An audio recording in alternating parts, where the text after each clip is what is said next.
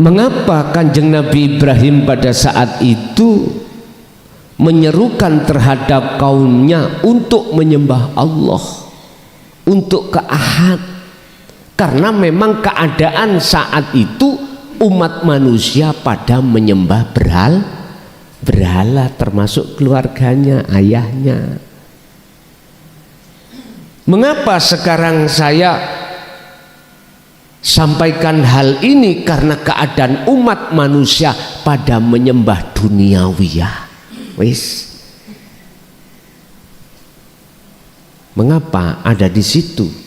Karena memang kita kena alladzi yuwaswisu fi sudurin nas, kena tiupene nafsu dalam diri kita sendiri. Nafsu apa tiupannya? Nafsu membikin jenengan kali kula urusan kehidupan dunia itu kekal dan segala-galanya. Sampai ada kalimat ngeten, Pak, cak lapo sampean kok gak rabi-rabi, nyambut gawe durung teteh ae. Aku lho penghasilane ku rok-rok asem, daripada engko nikah terus nyengsarana wong wedok gak iso ngingoni, dosa enggak? Lah kadang-kadang kan ada makalah seperti itu. Iku makalah memang muncul secara akli, dalil akli, Pak. Monggo. Kadang kita sampai umur 30, 35, 40, ada yang belum nikah karena takut. Mending bujang ae. Berarti secara nggak langsung iman yang murni, kita nggak percaya pada Allah. Padahal segala hal apapun, kebutuhan makhluk siapapun, itu Allah sendiri yang mencukupi. Bagaimana mungkin jenengan ini bisa masuk surga mikiri urusan surga, lalu ngurusi mikiri rumah tangga nggak bisa kok. Lah kok mau ngurusi urusan akhirat surga? Wah, tambah spektakuler nih. Siapapun kita tidak bisa, Pak. Langsung Kanjeng Nabi. Surat apa? Tolong dibuka. Ngeten ayatnya. Innaka, sesungguhnya kaum Muhammad, ini Allah yang tahu. Ikulah tahdi man ahbabta. Tidak bisa memberikan petunjuk pertolongan terhadap orang lain sekalipun itu orang yang kau cintai. Ya Rasulullah. Surat apa nih? Batasi innaka la tahdi man ahbabta. Lah terus sinten sing ngurusi daharan keluarga niki, sing nulungi umat iki sinten? Nek Kanjeng Nabi pun mafhum, wis paham. Jenengan kali kula niki lho sing mboten paham. Iki perlu. Walakinallaha yahdi may yasha. Kalau bukan Kanjeng Nabi yang menolong kita, memberi syafaat kita, terus sinten? Walakinallaha lan tetapi ni utawi Allah iku yahdi, yang bisa memberikan petunjuk man terhadap orang yasha kang ngersakake sapa Allah ing man. Artinya bukan Kanjeng Nabi, bukan tabi'inat tabi'in sekarang yang memberikan petunjuk tentang dinut tauhid supaya ruh itu bisa ke ahad Allah, bukan, tetapi Allah. Kula buka, coba contoh kula dewi. Kalau tidak ada Allah dalam dan di luar diri kita, saya bisa tak klason iki ngetokno cocote. Halo, ayo jangan-jangan dengan iman yang benar.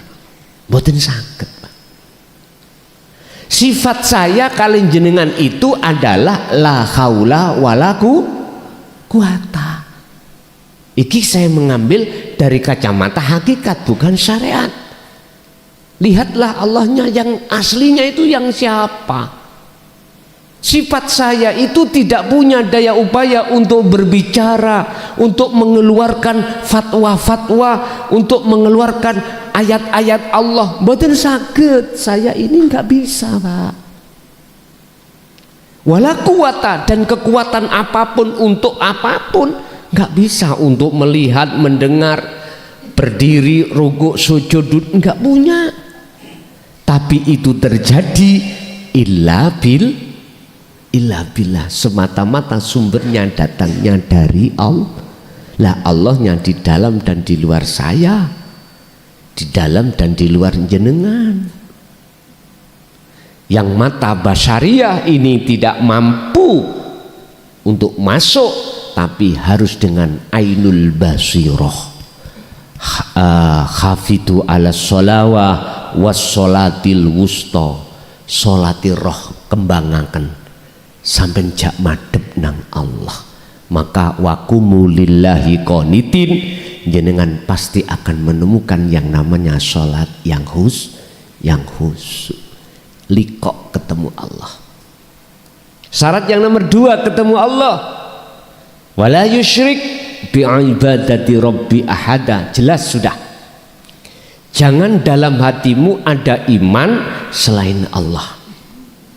Jangan kopi, makhluk, Muhammad tadi dan lain sebagainya, hilangkan. Jangan ada selain Allah di dalam dirimu. Ketika saat jenengan beribadah, makanya itulah maksudnya, ku hadapkan wajah ruhku kepada wajah Allah. Gini ki Pak. Bon, akhirnya ayate wama ana minal musyrikin. Nabi Ibrahim ikut bukan termasuk hamba yang menyekutukan Allah. Terhadap jenengan kali kula nggih ngoten, kedah Pak. Pun berarti kesimpulannya ajaran tauhid anta illa anta wa illa ana wajib disampaikan di tengah-tengah umat ini, karena posisi keadaan rohania kita masih ada selain Allah. Yang kumaksud selain Allah itu yang ana itu loh Pak, bukan nama, bukan sifat, bukan dat.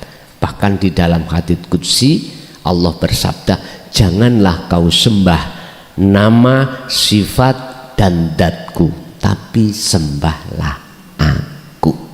Niku dinukil oleh Imam Ghazali di dalam kitab Ihya kalau nggak salah di situ. Bapak Ibu hadirin jamaah rahimakumullah, saran saya saudaraku yang ada di syariat dan thariqah, naiklah ke hakikat. Sebab dengan begitu nanti Anda akan digiring untuk ke makrifat Allah, bertemu. Lakukanlah hal ini min qabli ayyatiyakumul adzab, sebelum datangnya satu kematian. Sebab hanya dengan cara ini untuk menerangi hati jenengan terhadap nyatanya Allah.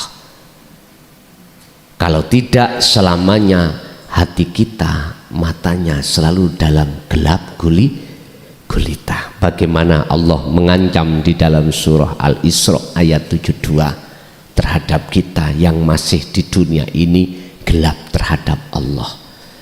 Barang siapa saat di dunia mata hatinya buta pada Allah, yang terjadi kegelapan, maka di akhirat pun jadi gelap. Wa adallu sabila, dan jalannya kita lebih gelap lagi. Berarti ayat ini mafhum mukhalafahnya kebalikan kata maksud, barang siapa saat di dunia keahatan Allah sudah nyata, maka pasti jenengan husnul khatimah. Bapak Ibu, monggo kita masuk pada sesi tanya jawab dan dialog. Barangkali ada yang perlu ditanyakan sebelum acara terakhir, doa atau penutup kita sampaikan. Monggo kula aturi.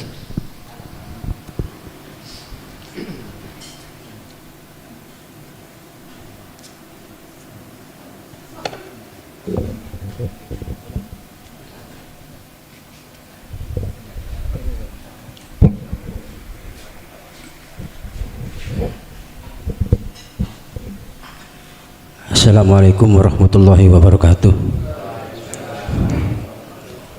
Sebelumnya saya mohon maaf kepada Gus Mukhlason karena saya di sini ingin bertanya, ketika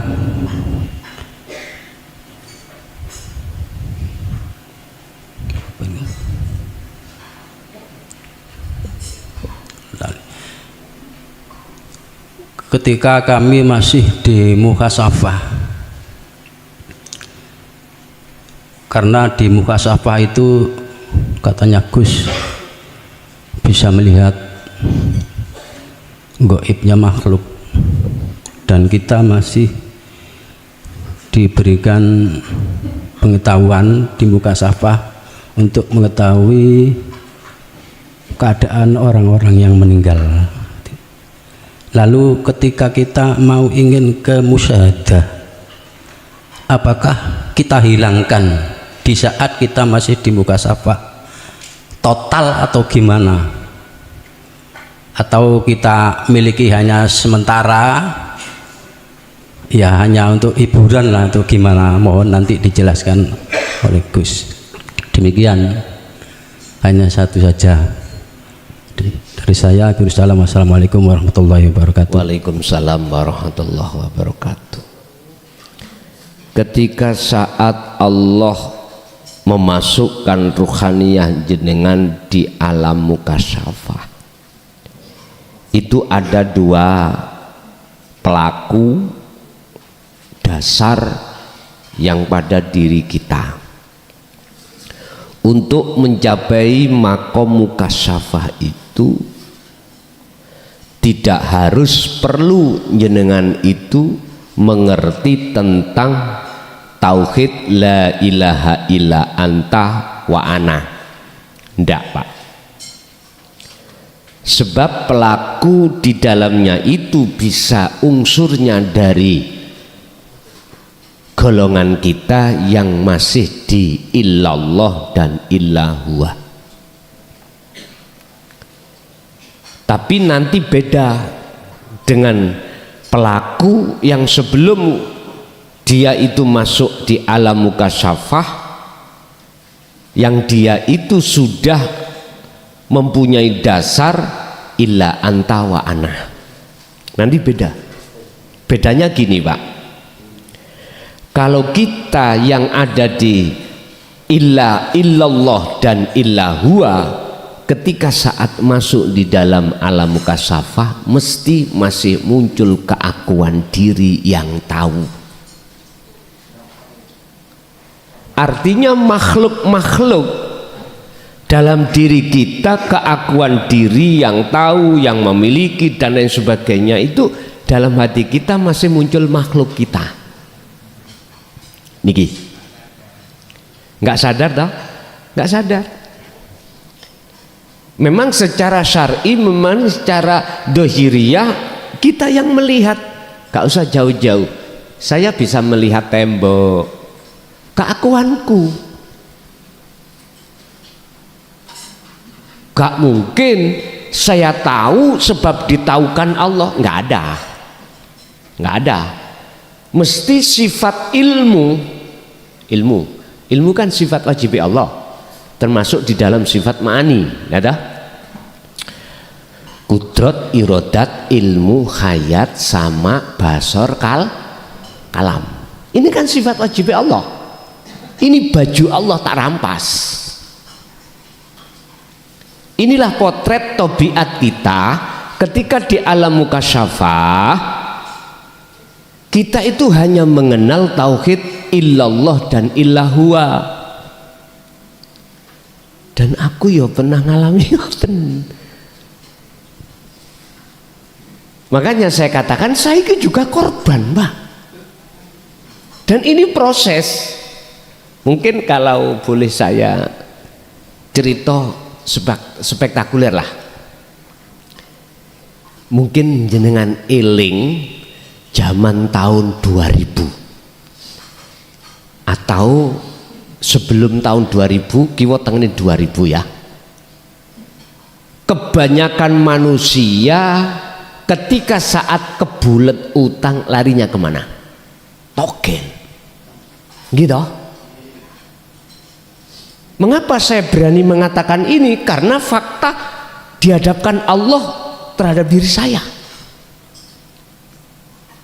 Jadi di rumah itu paling banyak tamu golek.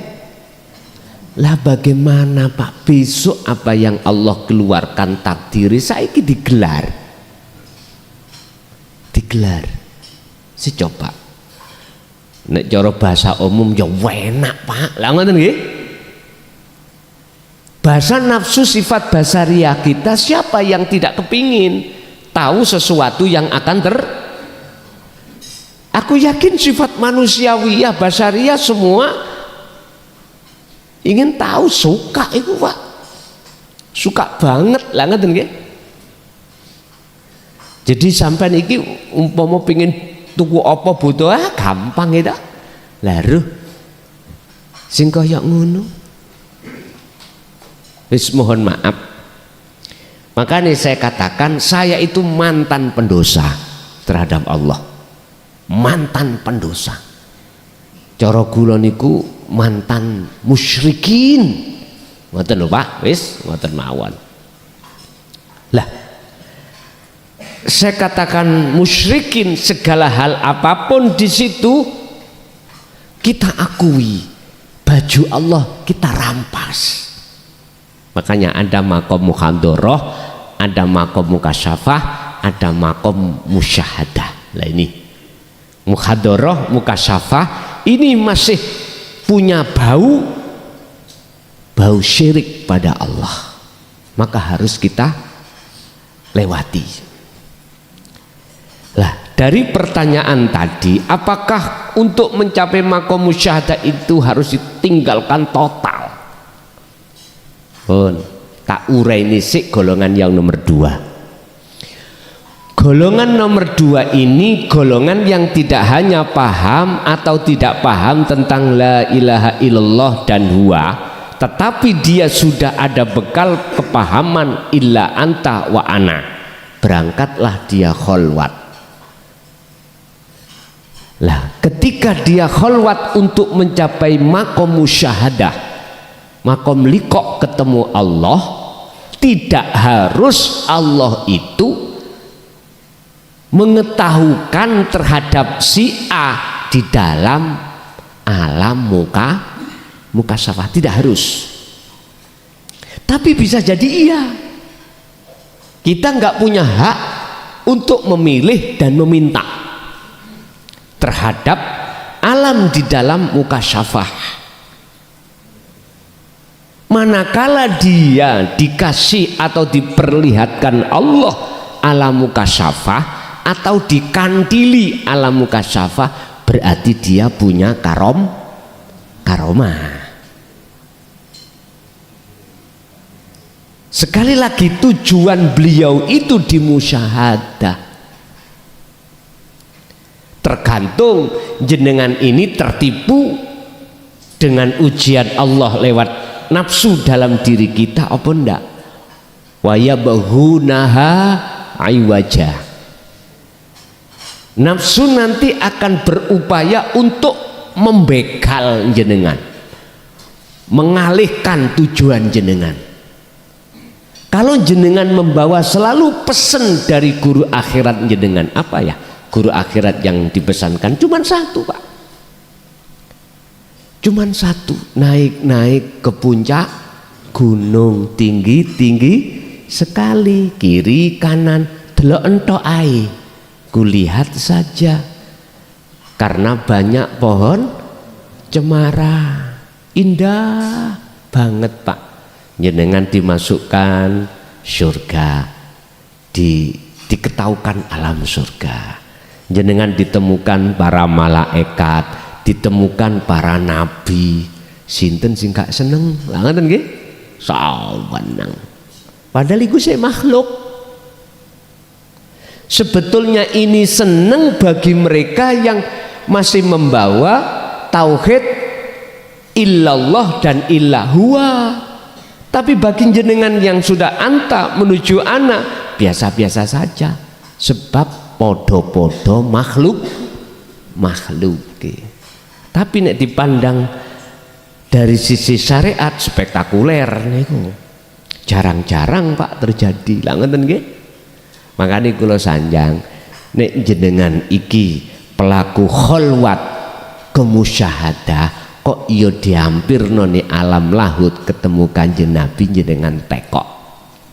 Estu sampean tekok ingin ya Rasul sing diajarno kelason iku dulu jenengan ngajarke mboten salah napa bener nek umpama wah iku pokal gawe kelason nafsu sing ono kelason misalnya ya gak bener iku langsung aku gak ngaji nang Gresik tak tutup kitabku ora taek-taekan nggih estu Pak kalau beliau jawab seperti itu loh ya Rasulullah nggak pernah mengajarkan terhadap sahabat dan anak keturunannya sembahan aku, nggak pernah. Pujaan aku nggak pernah. Pujiin aku nggak pernah. Aku sebabnya yang memberikan syafaat kamu nggak pernah. Bahkan justru beliau katakan yang tertulis di dalam Al-Quran, kul innama ana kul innama apa Pak terus basyarum mithlukum sesungguhnya aku iki sama dengan kau makhluk manusia sifatnya ora iso apa-apa sing iso apa-apa ya sing ahad iku Rasulullah. Syafaat iki aku wis dikongkon Allah ngomong kalau bukan syafaatku iki syafaate Allah sing memiliki yang memiliki. Makanya mohon maaf ya kita umat Islam Indonesia diplokoto ambek orang-orang yang tidak bertanggung jawab yang mengatakan dirinya habaib supaya untuk menghormati mereka, muja mereka, nek gak muja, nek gak menghormati neraka. Rasulullah gak pernah ngomong ngono. Berarti ku oknum Pak. Nek habaib sungguhan gak akan mungkin seperti itu. Sebab kakeknya beliau Kanjeng Nabi gak pernah mengatakan seperti itu. Berarti saya katakan oknum ngoten mawon. Kepingin diceluk Habib lho ngoten mawon cara bahasa kula nggih awisin Pak ngoten niku polisine masalah Rasulullah nggak pernah mengajarkan terhadap umatnya untuk memuja selain Allah nggak pernah apalagi menyembah nggak pernah wis terserah jenengan kula gur ngilingake tok dene jenengan iki mang muhibbine gak terima nggih monggo dialog nggih monggo iya misalnya jenengan hujai wake aku hujahku situ ae gak akeh-akeh la haula wala quwata illa billah wis ngono tok ae ndelosor wis